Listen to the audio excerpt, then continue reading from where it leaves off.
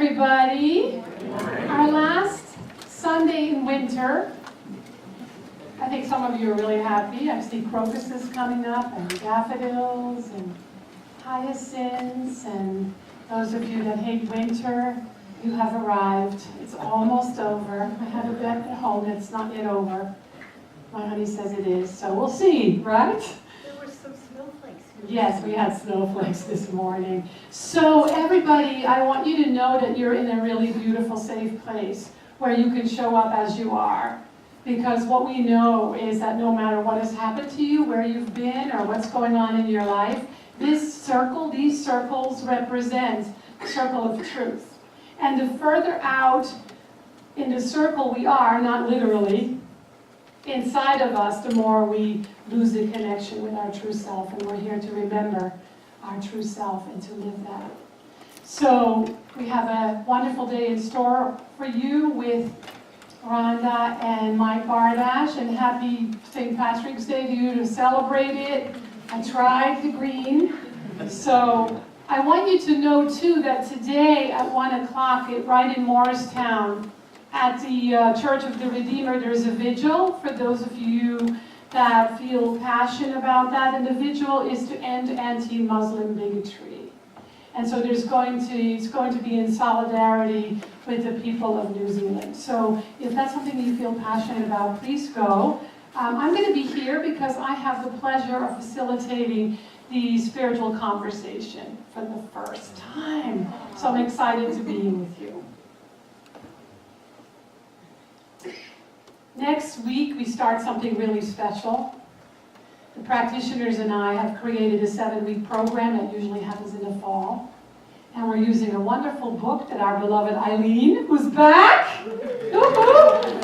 has found while she was on one of her trips in Louisville. If for any reason, just know, just going there and finding that book is a huge treasure for us. It's called Song of Increase by Jacqueline Freeman. And we're going to do a 7-week program around it called the Season of Being, because it's connected to the life of bees. So we're going to have 7 wonderful weeks together during the Sunday celebration, as well as Prosperity Plus. And we'll show the video in a moment. So let's treat, which is our word for affirmative prayer. Right here, right now, I stand on the ground of my essential nature, and I speak this word for all of us, because each of us live in the I am as the I am, and we're either remembering it or we're forgetting it. And how deliciously beautiful is that human story. So today I simply remember to go to the truth and to listen more deeply to my heart of hearts and know that there is a life living itself by means of me that is my greatest treasure. And so I live that treasure. I unfold, I reveal that treasure, and I bring it out into the world wherever I go. And so then I come with those of like mind in this beautiful spiritual community, and I'm reminded once again of who and what I really am, what is available to me to nourish and feed me, what wants to be healed inside of me, and what wants to be revealed that is even greater than any story I believe or tell. So today I am so grateful to be part of a spiritual community that is safe, to be part of a spiritual community that embraces all life, all beliefs, all faiths, all people, and how we get to heal our blind spots, because it is in our imperfections that we get to see more clearly the light of God. And so I am grateful. I am so grateful to be here right now with whoever is here celebrating this beautiful life of ours. And so it is. So we have the wonderful Irene assisting today, and Irene is going to walk you through a little guided meditation that will fit right in with my talk today. So those of you that were here the last few Sundays, or maybe just one of them, probably know that it was pretty intense. I got pretty heavy. I talked about some really painful things that are happening in the world. And I challenged each of us to take responsibility for our part instead of just complaining about it. So I wanted to do a really light talk, and then there's more news of tragedy. Whether it's plane crashes or the attack in the mosque in New Zealand, there are always stories of tragedy, right? And I personally don't focus on that. But I want to speak to it. And I think we need to pay attention to what pulls on our heartstrings, because that's where our healing opportunity is, but it's also where we get to serve.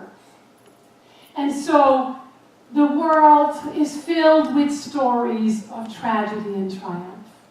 Just like your life is filled, probably, with stories of tragedy and triumph. It's just part of being in this incarnation called being human. So I want to tell a few stories, because really the idea I want to talk about today is how do we move more quickly from tragedy to triumph? How can we stand in the triumph and have that be our day-to-day experience? So the first story is the story of somebody you all know. His name is Maewyn Sukkot, St. Patrick. Because he wasn't called St. Patrick his whole life. But I'm glad it's St. Patrick, because I think Maewyn Sukkot Day would sound really weird, right? So I know some of you are really passionate about St. Patrick's Day, but there's a story. He was a man, a boy, a child that was born in the 5th century, and he was of Romano-British Christian mission. He became a Roman Christian missionary and a bishop in Ireland. That's how he's known as. But he wasn't always that. He was born in England, and when he was 14, he was kidnapped by Irish pirates. Who knew there were Irish pirates? And these Irish pirates took him to Ireland and enslaved him. He was enslaved for 6 years, and he was made to tend to and to herd sheep. You can imagine that when you're herding sheep and tending to sheep, you're in nature a lot, and you might reflect on a thing or two. And he did. And one night, he had a dream, and he was not religious. He was of pagan background, which means those of the country, right? And he heard God say to him, "Get out, escape."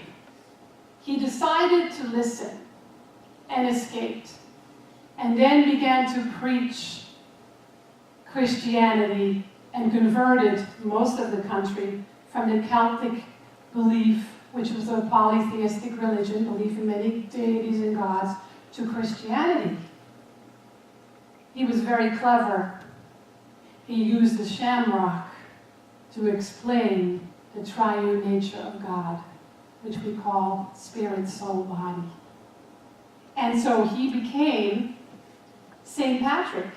And St. Patrick's Day is no longer just a Catholic holiday.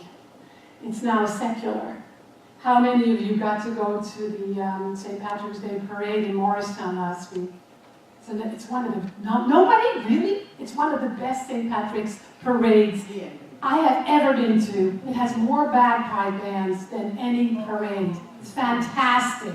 When I lived in Morristown, I had no choice because I lived right down the street. So that's the first story. Just think for a moment if you have a conversion story kind of like that. Think about how you have felt enslaved in your life and how you're now free. The second story is a personal one. When I was living in Albany, New York, I dated a most gorgeous creature. My heart still stops when I think of Oscar. His last name was Best. Tall, beautiful, dark-skinned African-American man who was just oozing beauty and wisdom and passion. He was an addict, but that's just beside the point. So it didn't last very long. But I remember walking through the meadow with him, taking a hike in beautiful environment of Albany, New York, and he said, "So tell me your story." And I started to tell the story of how broken I was, and how sad some of the things were happening in my childhood. And he looked at me and he said, "Would you please stop? That's such a boring story." I went, He says, everybody has that one. I want your real story of who Frankie really is. And I have never forgotten that. And it was just a very few weeks of a romance. Then there's a story that is very, very, very ancient. It's the story of a beggar in India who has been a beggar almost all of his life. And the place where he begged was underneath the tree, where he just sat with his hand out. And he died a very old man. And when he died, the villagers said, what are we going to do? He has no money. How are we going to bury him? No family. And so they had a plan. They said, you know what, we'll bury him right here. So they began to dig and dig and dig a hole big enough for him to be buried in. And what they found was a huge treasure of diamonds, gemstones, and gold. The message of the story is, he was right where his treasure was, yet he was begging to get more or get from outside. And that story is really our story. All of us have a glorious treasure right at our fingertips, right inside our hearts, right inside our bodies, and we're looking to fill up from the outside. And so the message is that that's our real story. And if you are experiencing a crisis at the moment or a tragedy, just know that the story hasn't ended yet. Because the story always ends with triumph. Because life is about spirituality and action. It's about growing as a spiritual being. It's about discovering who and what we really are. It's about remembering that we are spirit informed and we are here to live that. So think about your story. And are you willing to believe that it is an evolving story? So what is the story you tell yourself or others most often? Is it a sad story? Is it a story of suffering? A story of lack? A story of limitation? A story of fear? Or is it the story of your treasure that is inside your mind, your body, your heart, and your soul? And would you maybe want to tell a different story? Are you ready to give that story up and not tell it anymore to yourself or others? And tell a new story. Maybe like what Oscar asked me to tell was a more interesting story. A more real, capital R-E-A-L story. A more triumphant story, a more powerful story, because the real story is the real story, capital R-E-A-L, of you and you and you and you and all of us and every human being on the planet, is that we are spiritual beings. That we have a heart that is filled and overflowing with divine love. That we have a mind that has wisdom within it that comes with birth, because wisdom isn't taught. Intellect is, but wisdom isn't. It's inherent. That with your faith, anything and everything is possible. That most of us have hands and feet that we can use to build a beautiful life. We forget how much treasure we have within us that wants to be experienced, felt, and revealed. So maybe you identify with your Oscar story. Maybe you identify with the story of the beggar. Maybe you identify with St. Patrick's story. Maybe there's a whole other story. But the most important part is that we live the story of the truth that is already within us. More and more and more. And I have found lately, only lately, that there's a lot of stories I don't tell anymore. Don't want to tell anymore. To myself or others. So it's getting more and more quiet. More and more simple. And it's really lovely. Not everybody likes it, I must say. But it's lovely. I came home the other day and Norman talked nonstop for 30 minutes and I said, can you please stop talking? I can't listen anymore. And we have a kind of relationship where we know we always come from love. So he laughed and he says, got it! I went my way and he went his way. You know, sometimes we can only listen that long, right? I promise you I don't do this in counseling. And I try not to do it in class. Because our story matters, right? So the whole idea is that how can we use the things that we've struggled with or have struggled with, of stories of tragedy and pain and suffering, how can we look at it in a different way and see the gift in it, see the blessing in it, and begin to speak of that, even if it means I'm willing to see something different in this story that is good and wholesome and rich and powerful and healing. So what that means is that we have to connect to our human story. We have to know the story. We have to feel the story. We have to embrace the story, because the more you fight it and the less you heal it, the more you're going to keep talking about it or thinking about it. And then we explore that story. I love what Howard Thurman says in the book of the month, The Inward Journey, where he says, when have you last had a good session with yourself? Isn't that great? Or have you ever had it out with you? Most often you are brought face to face with yourself, only when such an encounter is forced upon you. Usually it is in connection with a crisis situation. Page 39 for those of you who are reading the book. And on page 40 it says, whatever may be the occasion, there comes a deep necessity which leads you finally into the closet with your stuff. It is here that you raise the real questions about yourself. The leading one is, what is it, after all, that I amount to, ultimately?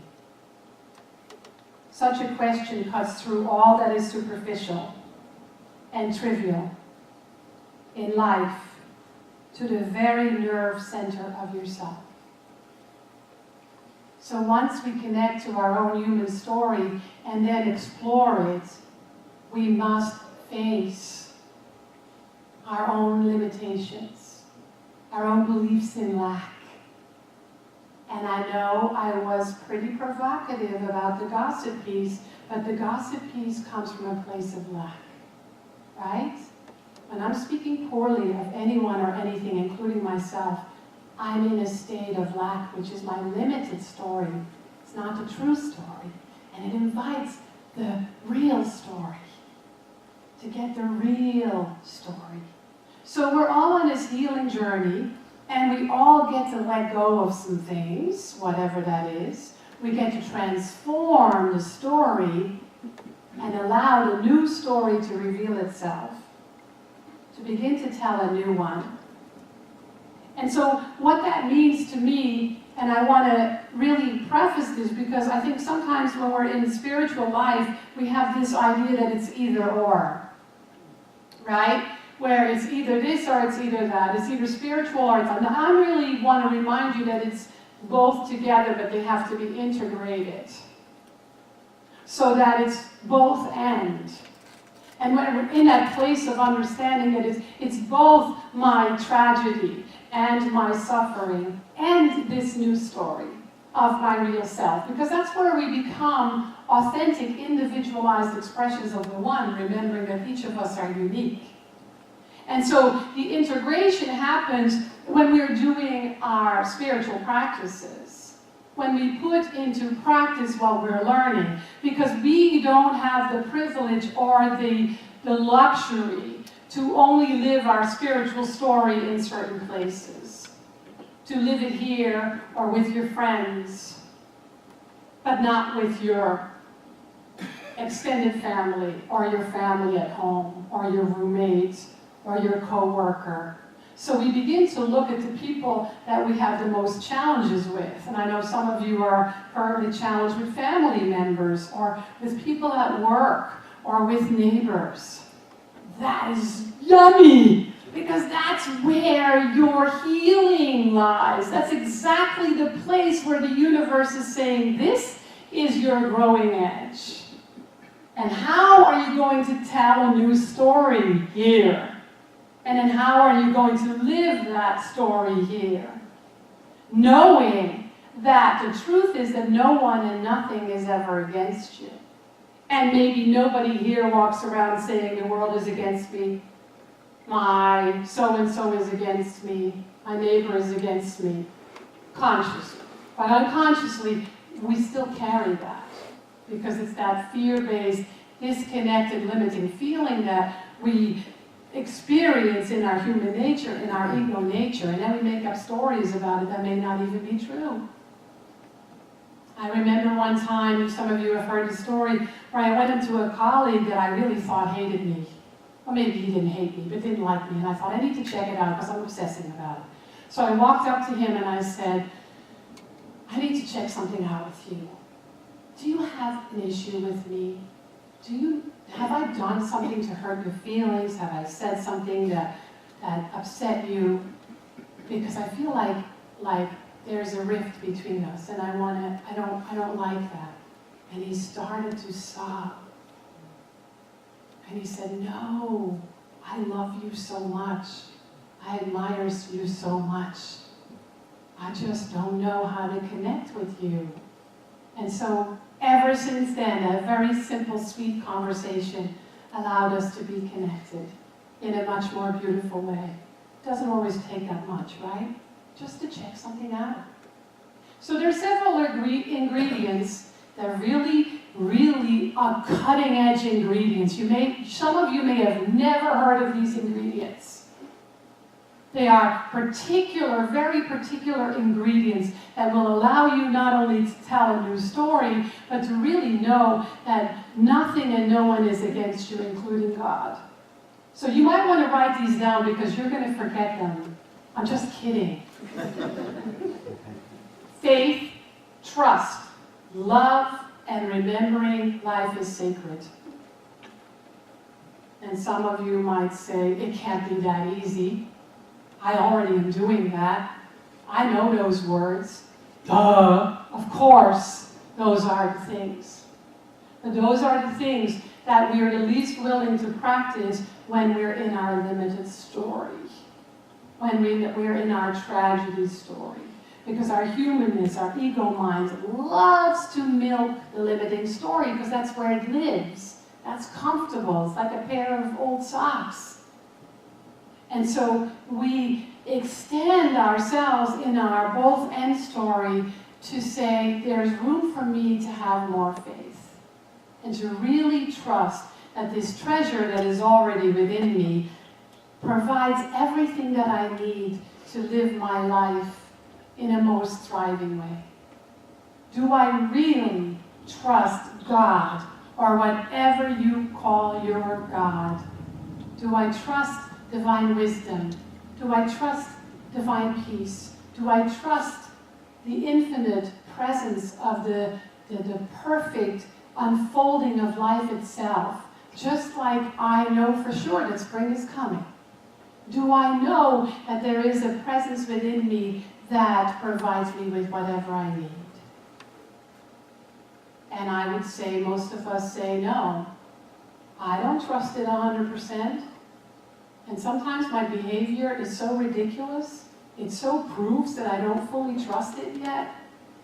And more quickly and more quickly I go, oh, let me come back, let me come back. Love.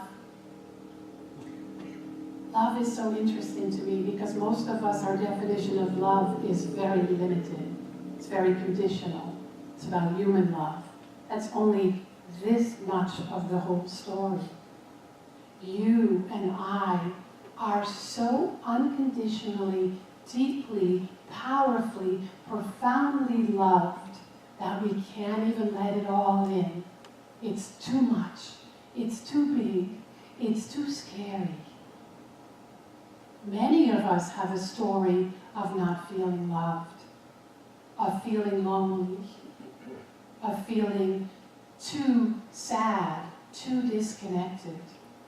So we're all beggars. We look for love in all the wrong places, realizing that there's an infinite well of love already within us, ready to give of itself. And the reason that we can't let it in is because we don't feel worthy. And we're not even aware of it. So that's where it's really important for us to do that reflection work that I mentioned earlier. Your story is a sacred story. Life is sacred. All of life is sacred. Everyone is sacred. And so we get to live from that place of, oh, I forgot. It's all sacred. It's all good. It's all for me. So we get to come alive. Come more alive. Because really that's what it is, right? We're just all kind of like sleepwalking or half dead. I don't know if you notice this when you are out in the world. It feels like people are just already dead. They're not alive. There's no sparkle in their eyes. There's no energy around them that says that they're fully alive and really understand that there's a spiritual life, there's a principle that is operating. And so we know differently on the spiritual path. Howard Thurman said, don't ask what the world needs. Ask yourself what makes you come alive, and then go and do that. Because what the world needs is people who have come alive. I think that's true more today than ever. Don't ask yourself what the world needs. Ask yourself what makes you come alive. And then go and do that. Because what the world needs is people who have come alive. Let's have some music now.